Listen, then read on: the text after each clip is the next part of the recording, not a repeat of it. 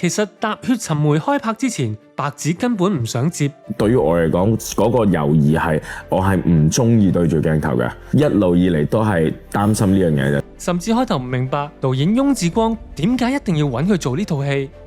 哦，原來電影《踏血尋梅》係改編自香港一件真人真事，而白只同當事人嘅樣貌餅印一樣。好簡單啫嘛，你咪打個名，然之後喺 Google 你實見到個樣噶。哦，原來係個樣。佢甚至建議對方揾另一個同佢同樣嘅人。咁我唔做嘛，咁我咪同導演講，我話我介紹個人俾你食，同我樣一樣嘅。呢個人係邊個？而家就係 Minato TV 入邊嘅 Yang。Hello， 大家好，我係 Yang。但係最終導演冇放棄，反而越睇越覺得白只啱演。佢睇我自己嗰種舞台劇嘅時候，我有一種節奏係，又有一種少少咁樣嘅 quality， 天天真真咁樣，有少少害羞嘅。佢話就係呢啲 quality， 佢覺得。幾經游說之後，白只提出條件。導演好有誠意，咁然之後同導演講話，不如可唔可以排戲啊？如果我哋排戲嘅話，咁就有得傾啦。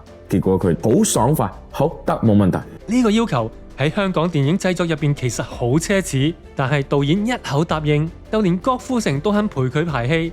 成成係 well prepared 得好厲害，背晒自己啲台詞，不特止背埋我啲台詞，佢背埋個戲嘅次序啊！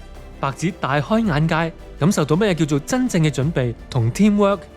亦因為呢一份誠意，佢最終真正進入角色，令到觀眾開始認識白只呢一個名字。咁我有一段叫做法庭自白嘅一段戲，係個錄影片段嚟嘅。咁有影評人咧同我講，佢話：哇，佢真係做得好啊！嗰段戲裏面演繹孤寂、受傷、脆弱、戲外嘅白只，其實都曾經經歷過一段長跑嘅感情。我覺得佢係一個好真誠嘅人嚟嘅。